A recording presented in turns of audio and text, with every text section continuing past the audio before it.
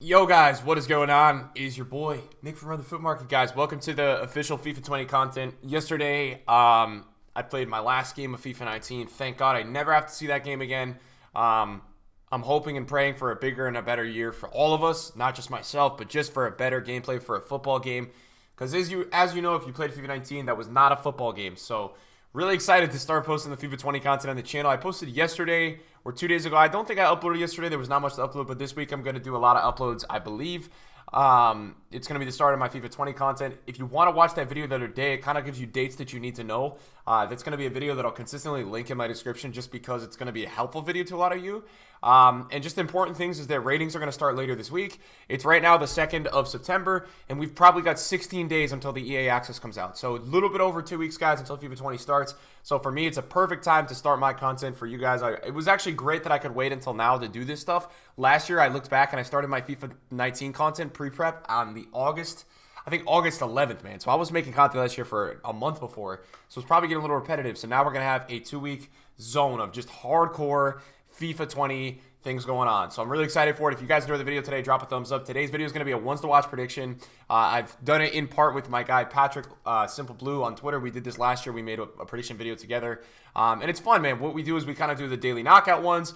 We do that. And I like to get this up a few weeks before just so it's up for you guys. And if you guys want to go check it out on YouTube and watch it, you guys have it. So let's get into the first contenders first of all. Okay, guys. So obviously this is so hard to predict, and obviously there's a ton of stuff going on, and there's a ton of reasons why certain players aren't going to get into certain predictions. And that's what you guys have to understand. So this is our contenders, right? These are players that you could see in ones to watch. Guys, there has been over like 60 major transfers. And so these all have to fit into a team of 23 players. So my initial prediction is that you can expect a lot of SBCs. That's my initial prediction. I think EA is going to release a ton of SBCs this time around just due to the fact that there are so many players that are going to get not released into the squad. So first of all, we start with Neto. He's the transfer to Barca. He's going to have a decent looking card. He's not been that good in FIFA this year, but you know, nonetheless, a high-rated card, and probably will get a little bit of an upgrade for that Barcelona transfer. Next, we've got Manolas, and he's going to Napoli. Now, I think because of his early impact, there is a chance that he does make it into the final squad. Again, guys, this is just kind of like a prediction, throwing cards together. Anybody you guys see in the contenders right now can get into the actual ones to watch. So that's just so you guys know. And I'm not really labeling because this was a prediction that Patrick had made. Everybody in this prediction for me is a player that is possible into ones to watch. So when I show you guys the 23, don't be like, hey, that's ridiculous. They do like to spread it out, and you guys have to understand at the end of the day, ones to watch is the first promo for FIFA 20. So EA's not going to throw in every single amazing player because why? Well, they want you to pack some bad players when you open packs. So Manolas is going to be a very good one. I actually hope that he gets one. I was watching the Napoli Juve game the other day, and he already scored for Napoli. And maybe EA is going to upgrade that 18 shooting just a little bit. Who knows? Diallo's gone to PSG, which is a pretty good move. He's gone from Dortmund.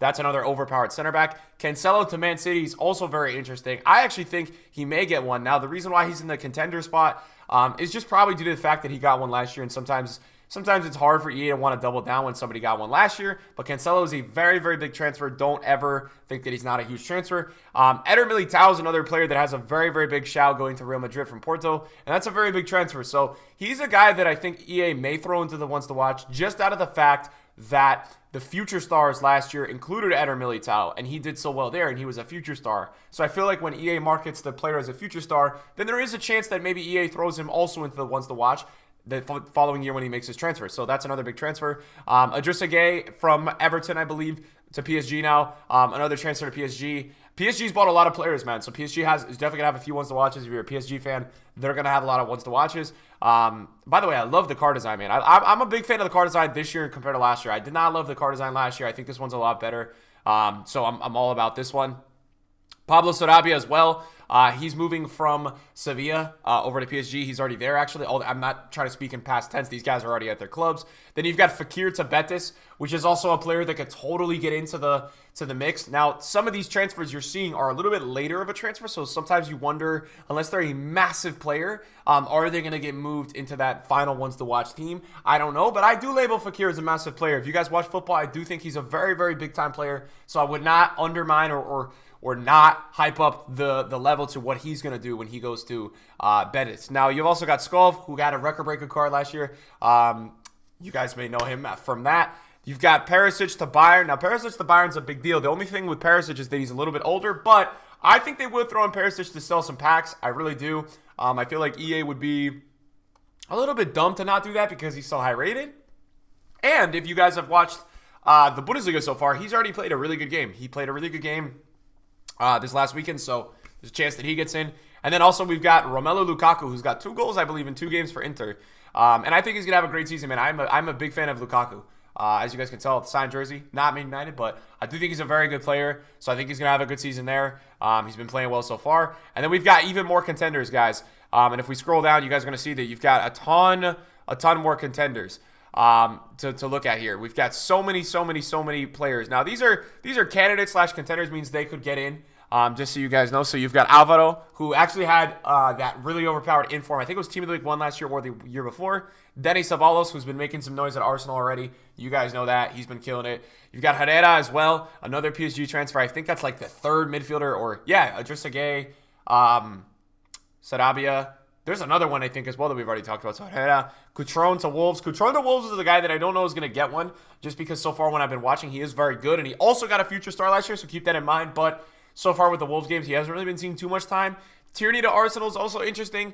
He hasn't really been playing yet, but maybe it is one to watch. Cruz, I think that's the Fenerbahce or Galatasaray. That's Fenerbahce. I'm not amazing with those, but Cruz had a team of the season last year, so that's another interesting one. Hummels to Dortmund's another interesting one. Hummels is a very high-rated player, so that's another one that you should keep your eyes out for. Because Hummels to Dortmund is not a joke, guys. That's a legit big transfer. So that's the one to watch out for. Firpo to Barca.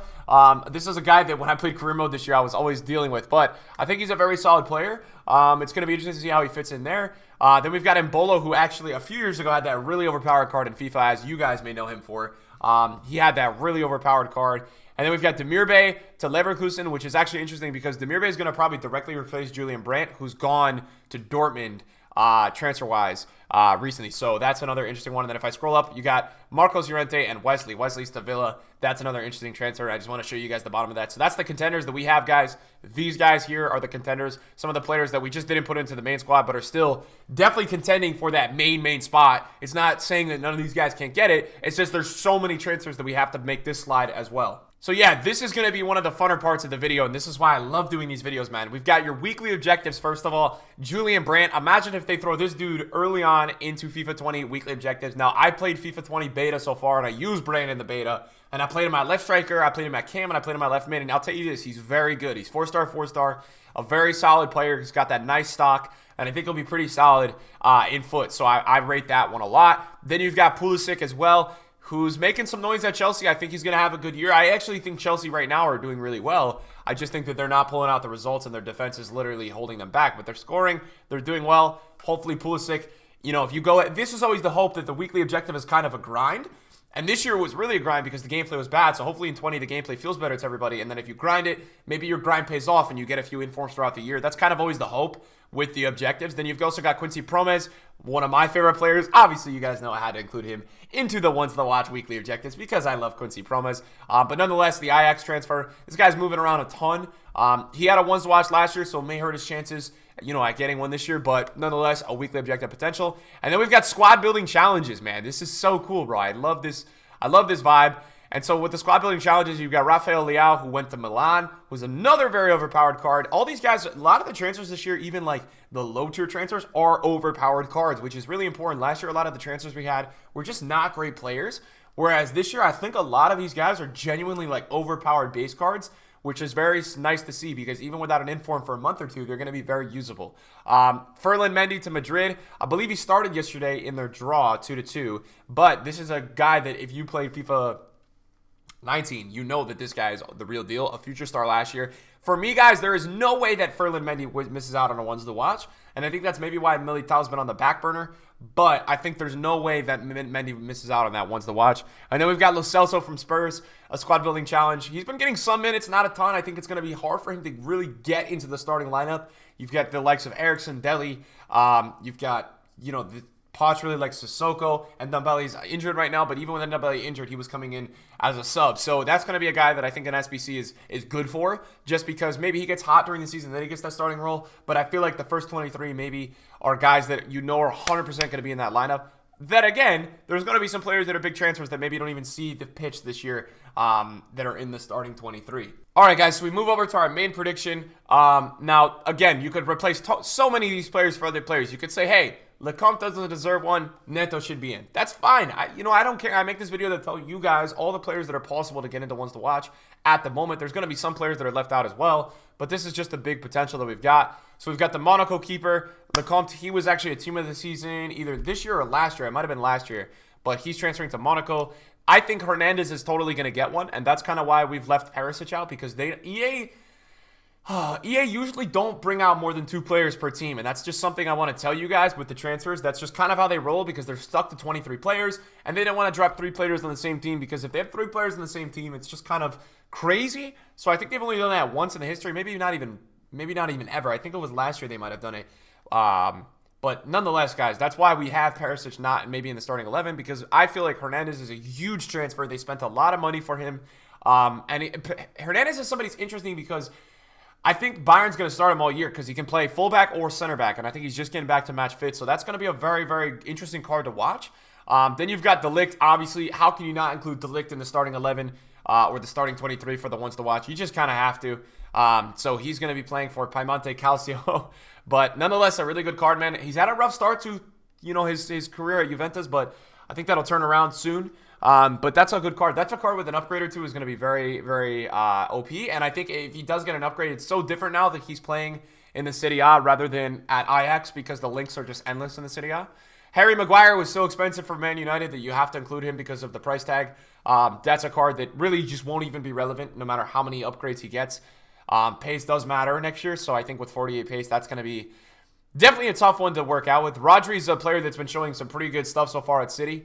Don't know how many informs he'll rack up. He kind of reminds me of a Gundogan in terms of informs. Just kind of hard for those guys to get informs when you've got Bernardo Silva, De Bruyne, Aguero, Mahrez, Sane, all those guys. Sterling just doing so many goals every time, but maybe he gets a ton of assists in one game and he gets an inform, De Jong over at Barca, you got to include him as well. That's a guy that, just won, I think best midfielder for the Champions League last year. So that's a guy that will be looking potentially even this year at Team of the Year spots just because of how weak the midfield is. I think might get one.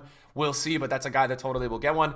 Nick does his wants to watch upgrade with his Team of the Year. Should I invest second week of September? No, it does not upgrade, so don't say that. Thank you. Coutinho's next up, guys. Coutinho just had a huge transfer to Barcelona. From Barcelona to Bayern Munich. I think he's on loan. I'm not 100% sure, and that's bad for being a Bayern fan, but that's a huge transfer, and that's going to get one as well. A card that should do well. He had an assist. He's kind of growing into it. He reminds me of De Ligt. They're just growing into it right now, and hopefully they play better this year. I'm not here to talk about the football. I'm here to talk about the ones to watch with you guys. Pepe as well from Arsenal, or to Arsenal from Lille. And that's a guy that, he's growing into it. He should have an overpowered card. Early on in FIFA, and you hope that he gets a few informs. Hazard is going to be insane. I've already used Hazard in the beta, and Hazard's such a good player this year.